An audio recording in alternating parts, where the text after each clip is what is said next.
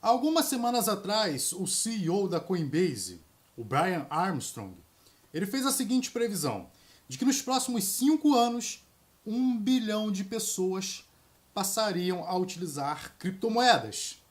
É óbvio que ele precisa passar esse otimismo, visto que a Coinbase é uma das maiores corretoras do mundo, então tem muito dinheiro pesado investido lá. Mas há pesquisas que mostram o contrário, que muitas pessoas não estão lá animadas com as criptomoedas, no qual 34% das pessoas entrevistadas não acreditam que as criptomoedas serão utilizadas em massa nos próximos 10 anos. Mas afinal, o que falta para as criptomoedas serem utilizadas em massa? Quais são as dificuldades? O que os projetos têm que solucionar para que isso seja possível? O que é possível fazer agora ou nesses próximos anos para que sim essa profecia do CEO da Coinbase possa se concretizar, ou seja, as criptomoedas passam a ser utilizadas em massa. Só que antes precisamos voltar ao passado. Ali por volta dos anos 80, sei que o editor exagerou aí no ambiente, nem é tão antigo assim, mas foi lá no início dos anos 80 que deu-se o pontapé inicial para a escalada da internet. Olhando agora para o momento atual, é muito fácil achar ridículo essa época. Mas o fato é que ali nascia uma evolução. Nesse momento, o principal bem da humanidade acabava de se evoluir. A comunicação, a digitalização e a transmissão em tempo real da informação falada, escrita, em imagens. Era muito complexo, era rudimentar, não era fácil, não era qualquer um que utilizava, que conseguia acessar a internet por meio desse aparato todo, sim. Mas toda tecnologia, toda nova tecnologia nasce dessa forma. Rudimentar, complicada demais, mas ainda assim revolucionária.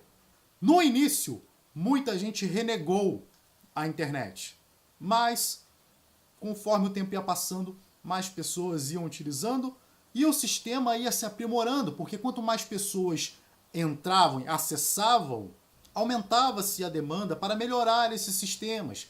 E então começou a ser criados sistemas mais robustos, softwares mais amigáveis, sistemas mais amigáveis, interfaces que melhoravam a interação do ser humano, da pessoa com aquela máquina, com aquele computador, foram sendo criados, como por exemplo o Windows para sistema operacional e o Netscape, que foi o primeiro navegador da época, um pouco mais intuitivo do que aquele monte de link para todo lado, e ali nascia uma revolução, uma nova revolução que era a melhoria na forma de se interagir com a máquina, com o computador e a facilidade na comunicação utilizando a internet. Só que não adiantava nada criar sistemas complexos se não tinha um hardware, um meio físico que comportasse todo esse sistema. Então, houve uma demanda para se melhorar, evoluir a parte física.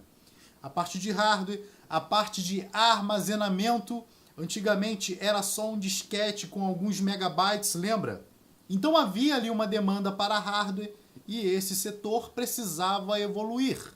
Mas também não adiantava nada criar sistemas complexos, hardwares robustos, se não tinha uma rede que comportasse o tráfego de todas essas informações criadas. A rede também precisava ser robusta. E então, dessa forma é que evoluíram 3 setores juntos. E assim é que a internet, depois de 10 anos, já estava bastante evoluída, só que as pessoas começaram a perceber que algo precisava mudar. Aquelas informações que até então só estavam presentes em um lugar fixo, na sua casa ou no seu trabalho, precisavam estar ali o tempo todo com elas. Aquilo precisava ser portátil. Então, 10 anos depois, em 2007, começa uma nova evolução, que é a miniaturização do computador, a portabilidade do computador na palma da mão das pessoas. As pessoas passariam então a ter o seu computador ali, onde quisesse. Então mais um passo era dado na evolução da internet. Com um pequeno aparelho, você conseguia acessar as informações em tempo real a qualquer lugar do mundo. E por incrível que pareça, um ano depois do smartphone ter sido inventado, uma entidade chamada Satoshi Nakamoto acabava de replicar e melhorar todas as propriedades do papel moeda, do dinheiro físico, para o meio digital. Na verdade, estou falando da forma como você utiliza esse papel. Porque o papel em si ainda tem um defeito muito grave. Ser controlado por um ente central. Ele é controlado, o valor dessa nota aqui de papel é imposto por um Estado, por um governo. E, finalmente, era criado no final de 2008 um sistema que replicava, que digitalizava o sistema físico de transação. Seu nome, Bitcoin. Mas cá estamos 10 anos depois, em 2018, e esse sistema se mostrou sim seguro, nunca foi hackeado, nunca foi burlado, o seu consenso nunca foi quebrado. Mas infelizmente isso não é suficiente. Não basta ele ser mais seguro e descentralizado, ele tem que ser melhor do que os sistemas que existem atualmente para que as pessoas vejam utilidade nesse sistema. Por que as pessoas deixariam de utilizar os seus confortáveis aplicativos de banco para utilizar esse sistema complexo, rudimentar, similar à internet lá nos anos 80, lá em 1984? Então vamos dar uma olhada em 5 mudanças essenciais para que esses sistemas descentralizados, as criptomoedas, venham a ser utilizadas em massa nesses próximos 5 anos.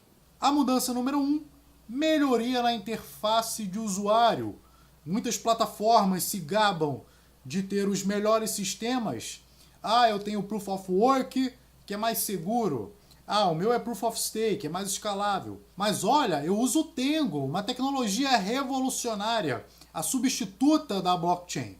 Mas na verdade, o que precisamos mesmo não é de mais segurança.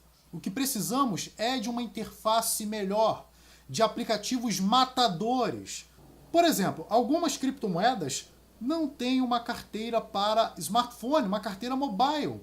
Ainda utilizam carteiras para desktop, no qual você precisa carregar toda a blockchain, um arquivo pesadíssimo de 10, 15, 100 gigabytes de dados, e o usuário, após ter arrumado um tempo para ficar ali em frente ao computador e abrir a sua carteira para desktop, ele tem que esperar sincronizar, ele tem que guardar o backup em N locais, e mesmo as criptomoedas que já possuem uma carteira para smartphone, ainda há aquele problema de você guardar, de você copiar e salvar o endereço, que é um conjunto de dezenas de caracteres que a pessoa não vai conseguir gravar na memória nunca, que ela precisa salvar em algum lugar.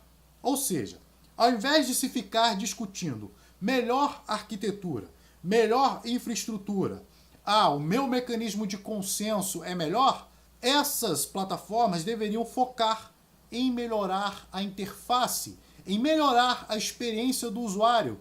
Felizmente, isso já está sendo desenvolvido com carteiras multi-wallets, ou seja, em um mesmo aplicativo no celular, você consegue ter várias carteiras de várias criptomoedas e salvando apenas algumas palavras, ao invés de ter que salvar lá um backup para cada carteira, e essas wallets para celular já estão com interfaces fluidas e mais simples. Já no que tange o endereço de carteira, no qual a pessoa tem que salvar ali dezenas de caracteres, isso também já está sendo desenvolvido com a implementação de camadas adicionais sobre a blockchain.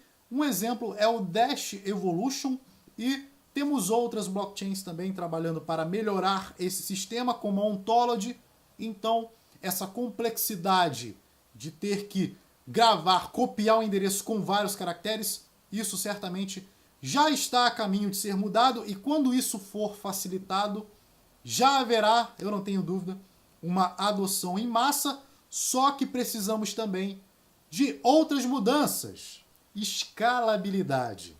A blockchain já é ineficiente por natureza.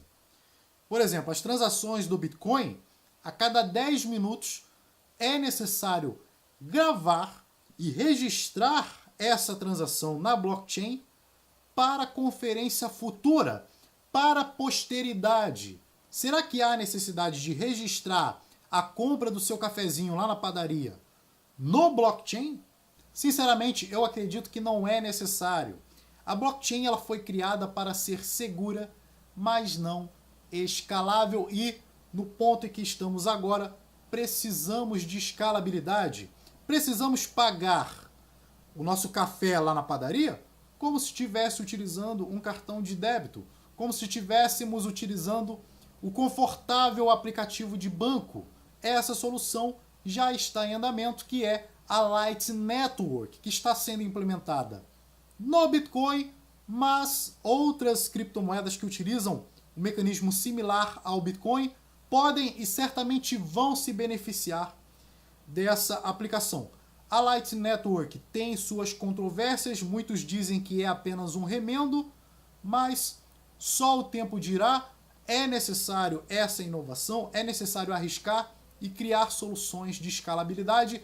Isso já está acontecendo e é sim a segunda mudança dessa lista que deve ser implementada no sistema das criptomoedas, escalabilidade. E a mudança número 3, na minha visão, eliminar a moeda fiat, eliminar o Estado. Por mais que as criptomoedas tenham sido criadas para serem descentralizadas, de pessoa para pessoa, transações diretas, ainda precisamos de um ente central, que são os bancos. Toda vez que você vai comprar criptomoedas, você precisa de moeda fiat. Você precisa ter uma conta em banco, ou de alguma forma você precisa recorrer ao sistema centralizado, ao sistema convencional, que é diretamente manipulado, controlado pelo governo, e esse é o ponto de estrangulação do mercado de criptomoedas. Nós precisamos ter o acesso às criptomoedas sem precisar de moeda fiat.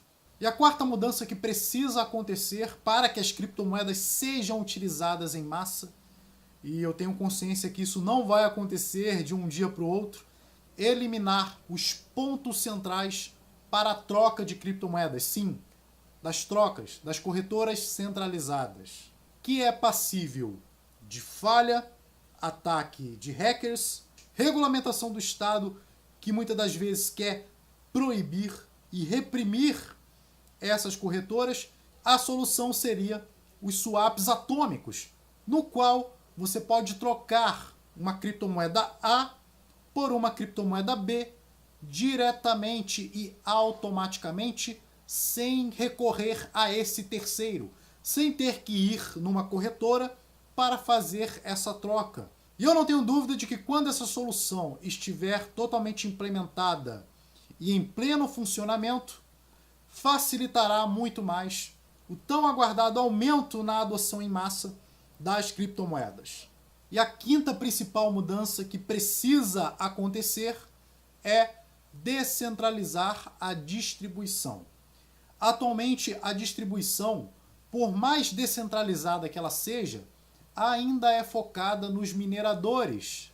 Eu sei que é necessário distribuir as criptomoedas para os mineradores como recompensa, visto que são eles que garantem a segurança da rede.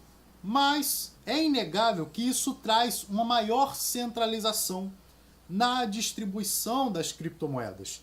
E, inclusive, sabemos que esses mineradores vendem as criptomoedas, uma quantidade massiva, inclusive, de criptomoedas, diretamente para grandes investidores, investidores com grande quantidade de capital, e as criptomoedas acabam sendo distribuídas nas mãos de poucos, acabam sendo distribuídas de forma centralizada.